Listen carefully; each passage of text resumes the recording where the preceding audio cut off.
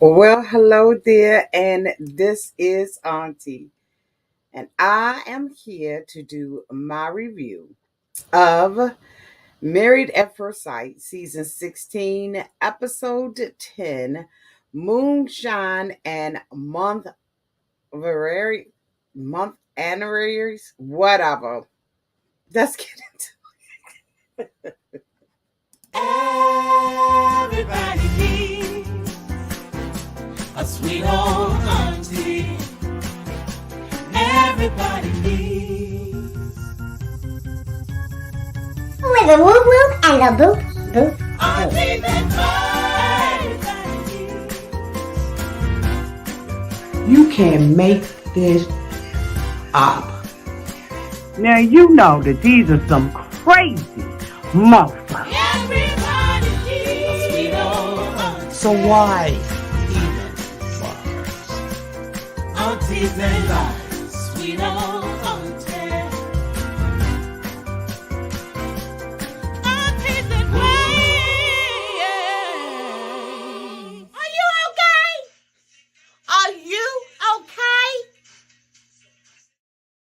Well, welcome back, everybody, and this is Auntie. Okay, wait a minute. Hold on.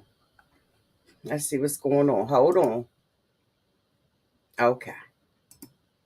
And if this is your first time being here, please like, comment, and subscribe to my channel. And to all of my new subscribers, thank you all so much for hitting that subscribe button and joining this family. To all of my nieces, nephews, and my members who have been here with me for the long haul, thank you all so much for your continued support. I am hoping you all are seeing me. Meet Jack. I think I'm having some little problems over here. Hold on.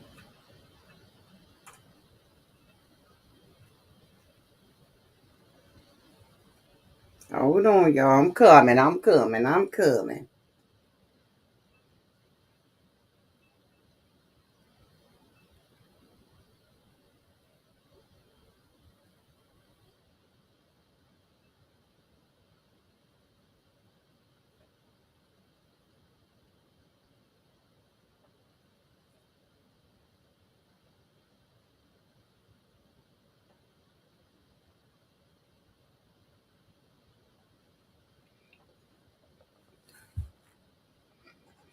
Hold on, y'all.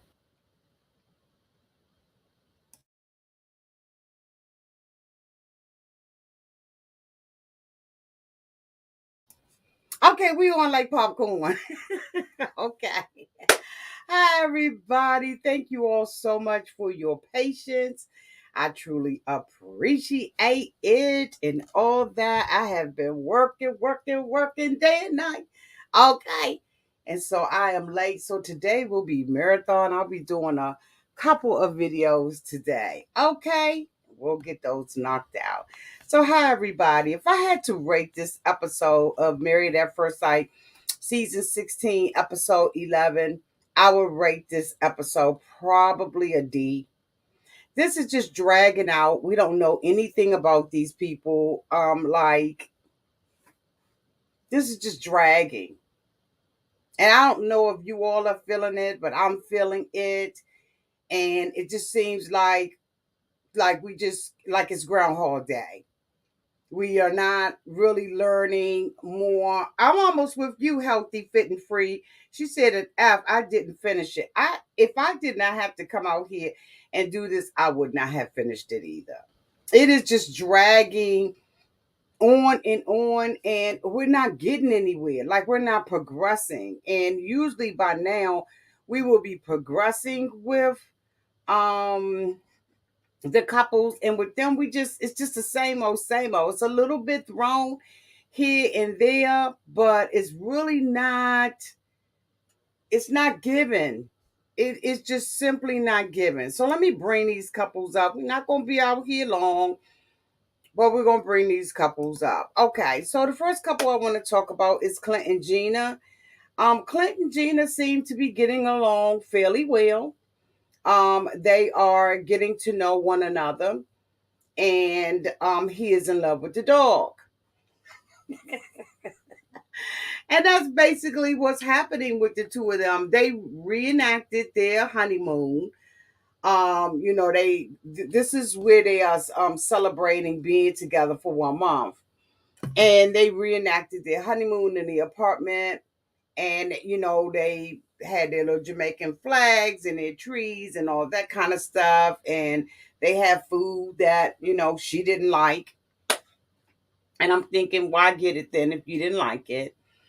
Um, she talked about, if something happened, she would want the dog to eat her. And like they're getting along for the most part, but there are no sparks there. I think they're going through it. One of the things that Clint said that I absolutely agreed with was that he doesn't know more about Gina now than he ever did. And I agree with him on that. The only thing he knows is that she has a salon and a dog that he has fallen in love with. Um, but outside of that, y'all, there's really nothing going on between the two of them. I really think they're going through the motions. I think that there's an agreement on the table that, they stay together and make it to hey there. Okay, I agree. I agree. I agree. But it's just not a lot going on, y'all. It just really isn't. And I'm not going to make up something where there is nothing. I ain't going to hold y'all long. Like, we're going to keep it pushing. We're going to talk about who we can talk about, and then we're going to move on. I just don't, I just, it just ain't giving anything. Like, this season isn't giving anything. The next couple we're gonna talk about is Chris and Nicole. Nicole's dad came over, and he brought over her dogs. It was good to see all three of the dogs together. I did enjoy that. Um, I think that both of them are, not really being real with each other, and I am, and I don't know about you all, but I'm waiting for the other shoe to drop as it relates to this particular couple. I'm just waiting on that shoe to drop. That's all. And so, he was talking about, compromising and, not doing X, Y, and Z. And her father was like, no, don't do that. Be the man, be who you are, X, Y, and Z. The two of them looked at their pictures and stuff like that from the wedding.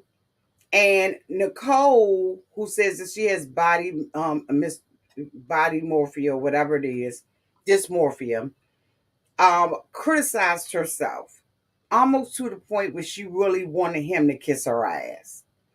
And I just was like, okay, girl, move on. Now I know that she had some incidents and some things that happened during the wedding day, but you don't have to keep talking about how ugly you look, your body, and all of that. I think that when Chris made the comment to her about him saying that she's bigger than what he's used to, I think that had an effect on her. um I think she's a complainer anyway, but I really do think that had an effect on her. And that's why sometimes you got to be careful with what you share. I think that it was right for him to share that with her. But I think it set her back. And that's just my opinion about it. Um, she is, in everybody's business. We'll talk about that later on. But these couples I'm not rooting for. There's no couple that I have found yet that I am really interested in, and I am just like rooting them on that they stay together, y'all. Um, I think the two of them are all gonna stay together, but I'm so tired of this season. I don't know what the hell to do. The next couple that I want to talk about is Kirsten and Shaquille. Let me get this banner off of here, y'all. Hold on. There's a banner on here and it's not allowing me. There we go. Um, what can I say that y'all won't say? How do we feel about them, y'all? Like, this couple is going through the motions. I feel like I'm on a merry-go-round with Kirsten. She's like, I say I will, I say I won't, I say I do, I say I don't. And it has gotten so tiring for me. So when we look at, this particular couple, he's out in the street, he's out and about. And a lot of times okay, I'm finding myself saying, Auntie, you really need to listen to Kirsten. Is what she's saying about Shaquille not being around true? Because you hate to take it, just throw somebody's perception away. Because this is her perception of what is happening in the relationship. And so I don't want to say, no, this isn't happening. This is all her fault. I don't want to do that, right? Because if that's her perception, that's her reality. She believes that Kirsten is not spending enough time, and she was telling her girlfriend that on the phone. And she would say, when he come in the house, he's like, hey, what's up? Knick-knack, paddywhack. But he doesn't hug me. He doesn't kiss me.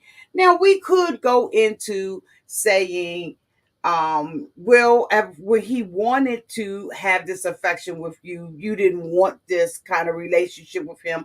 You said you were unattractive.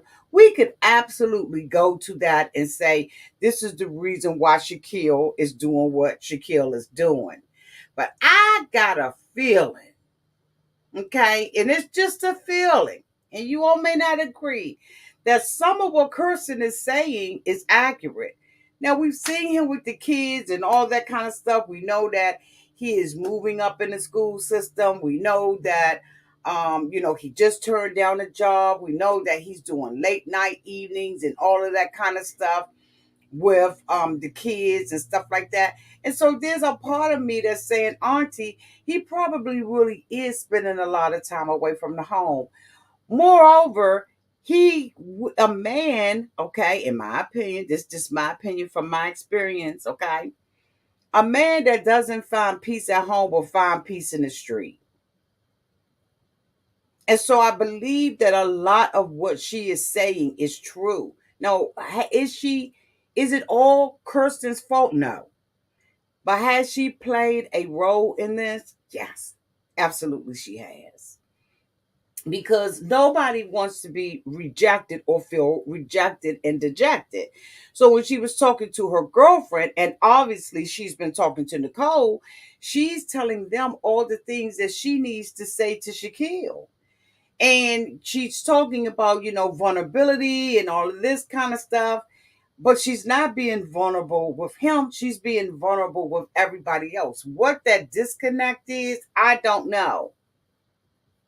There is something that has happened over the time frame of her life that's caused her to pull back, to have low self-esteem. Because I even thought about y'all when she said, I can't kiss. So did somebody tell her she can't kiss? And, basically the friend is like, okay, so, let him figure out, let him try to see whether or not you can kiss. I think she's warming up to him, and she wants this, but she doesn't know how to get it. There is something that has happened to Kirsten. And even when Kirsten was on the after show last week, and she was crying, all that kind of stuff, and was saying that, she's always had to put these facades on. She's always had to be the strength of the family for her brothers and sisters and stuff like that. You could tell that there's a lot of responsibility that has been put on Kirsten. I don't know what this is about, y'all. Like, I'm serious. I have no idea what this is about, but there's something that's going on. Do I want to say she's being fake and phony? Yes, I said that previously. Do I want to say that she's gaslighting him? Yes, I do. However, there is a part of me now that is looking at this from a different lens, and I'm thinking something really happened with her because she enjoys being with him. Genuinely, when they went roller skating with all of these pads and helmets and all this whole bull crap, she totally was enjoying herself and he was enjoying himself. And then when they sat down, it was like, shoot, a door, an invisible wall went up, and Shaquille was like, um, we gotta move past this. I really want to know you. I want to know your family. I want to know your friends. I want to know more about you. I want to know what you like. I want to know, that kind of stuff. And she is just like, well, in order for you to know that, you're going to have to, get to know me. And you're going to have to, do X, Y, and Z, because I don't want my family to be attached to you. And I'm thinking, boo, that's the opposite of what you should be asking for. So I'm just like, who's in her ear and talking to her, training her, helping her through this process? Because, boo, if it's easier for him to get to know you around your friends, around your family members, right? Because then he gets to see you with your head down and not so goddamn uptight. She's so uptight. But then again, it's like, okay, Shaquille, she's saying I need time and I need communication. And so what does that look like, right? And so he is asking, what does that look like? What is it that I need to do? But she's not able to articulate that other than to say, we need to be around each other. I'm like, what the? But what does that mean? And if he's coming in the house and he's not kissing her and he's not doing this, Nicole is leaving notes under the fucking door, telling Shaquille what he needs to be doing with Kirsten. Kirsten, say that to Shaquille. And he says that he reads the notes.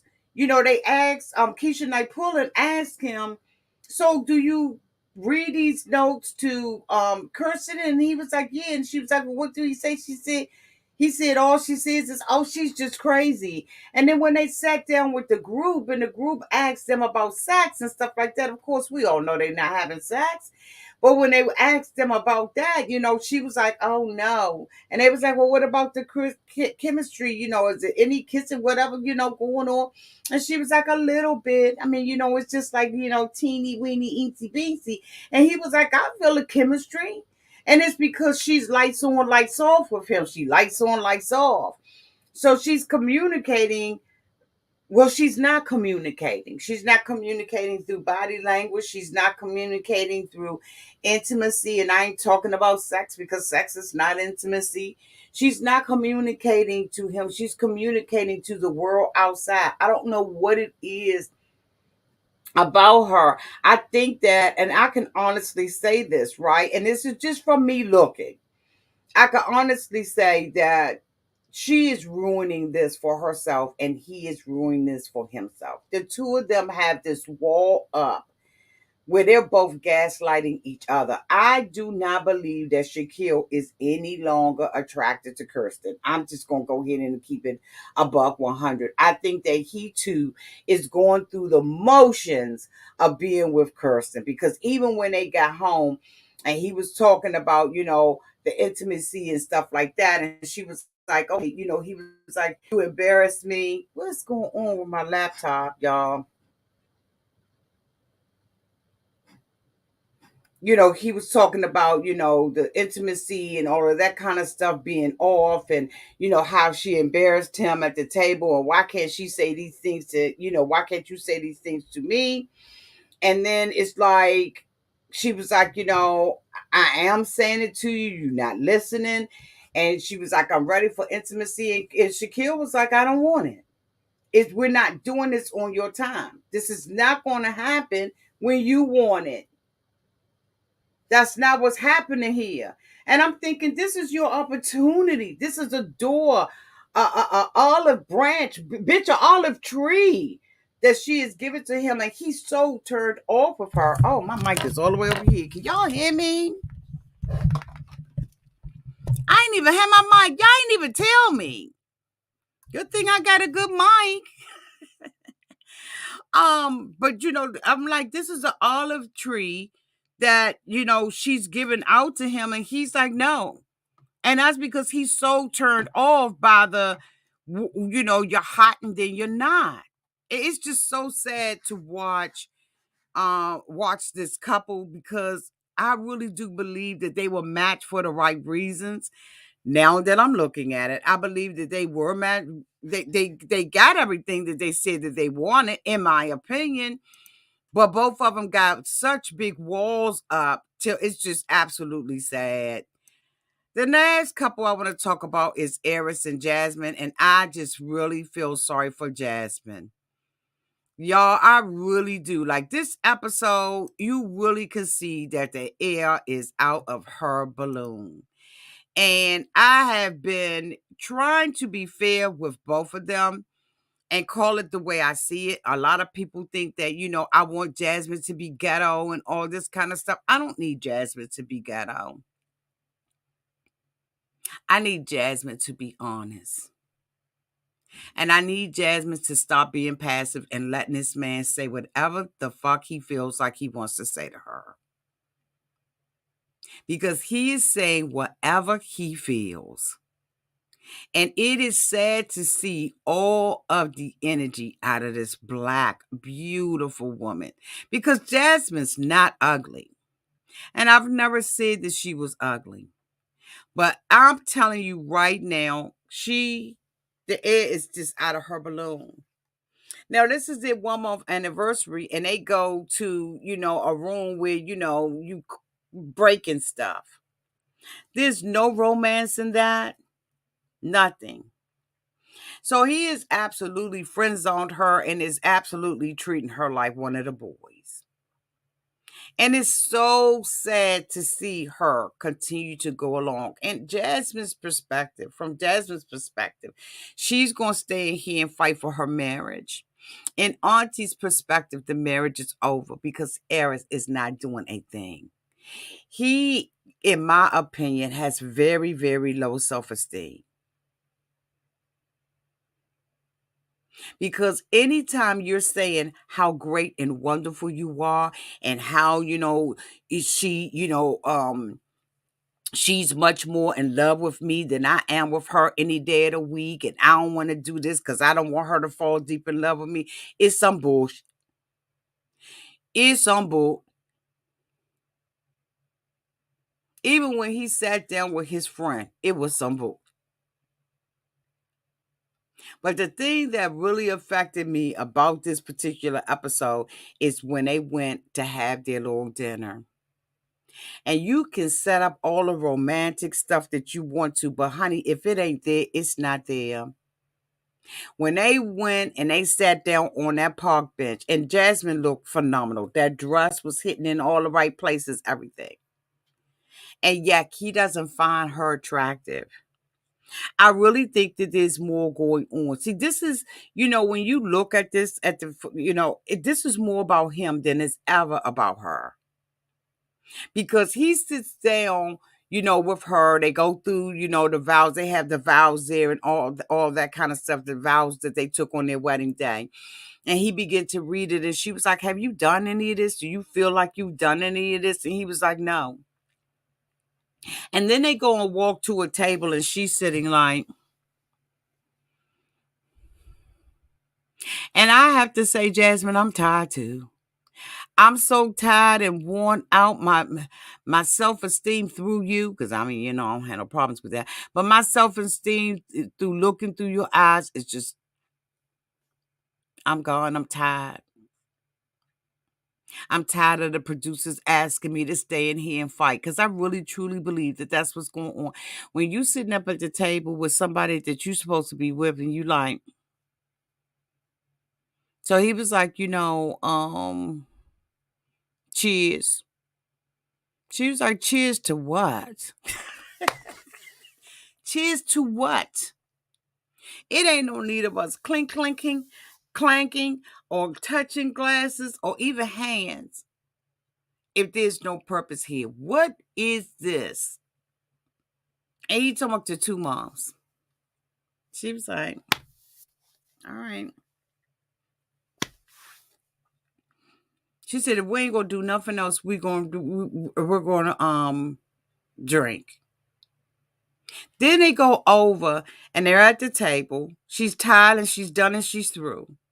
And he comes up, y'all, and says, I think that we should not even think about having any sex until after decision day.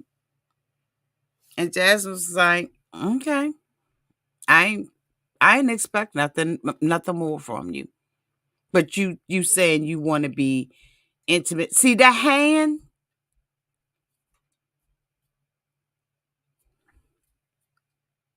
He knows that Jasmine's done.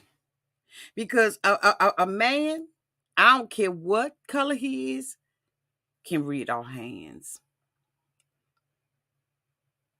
They can read our hands if they can't read nothing else. They understand the justice of the hand. They understand when we're being, or we're being.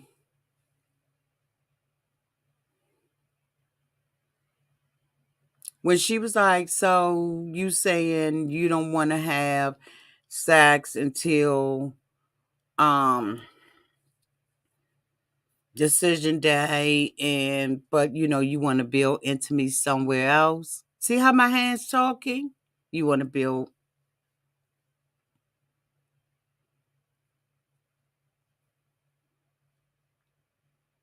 I can use those same hands and have a smile on my face.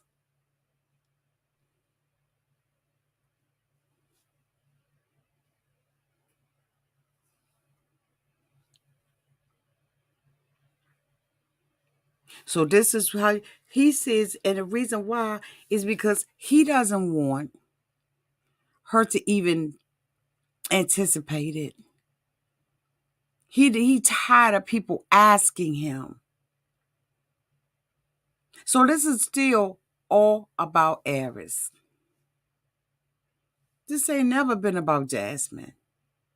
When she did not come down there with a big pat out, and she didn't have that body and stuff together in the back like he wanted to be, maybe he wanted her to have some kind of donkey booty. I don't know.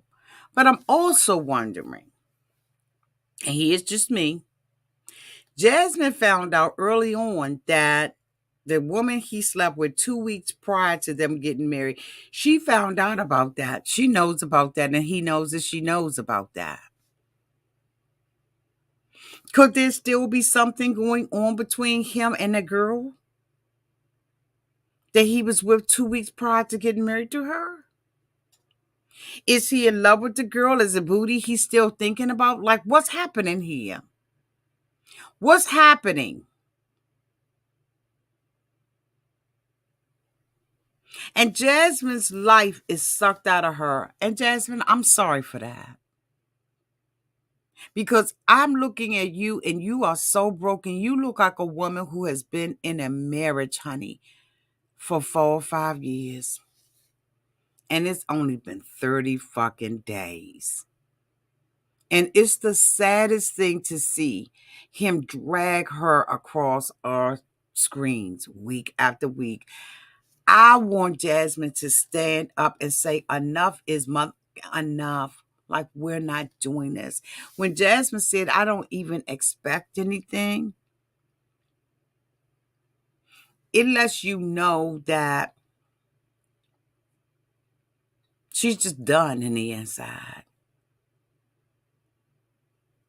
And when she says, I'm still going to hang in there and fight for my marriage, that's just talk. Because Jasmine is tired, done, and through. This man has some other issues going on, and he is making this about Jasmine. Because you don't go from just being somebody who's a sexual creature to nothing at all. A man can, you know what? I was going to say something real foul. Why have morals and principles now? Like, Arris, where did all these morals and principles come from now? I really need to hear from a man. Where did all these morals and principles come from now? Because I'm confused as a mother about this. There's something else that's going on. There's something else going on. And I'm sure we're going to find out what that is. But it's sad to see Jasmine. It's the saddest thing. Again, I gave this episode a D. Y'all let me know down in the comment section what y'all thought about this episode of Married at First Sight, season 16, episode 11, Moonshine and Monthiversaries. Because it just wasn't doing it for me. And if I had the liberty to cut this off, I would certainly cut this off. I love you all. Thank you all so much for being here. And until we meet again, y'all be safe out there in those streets.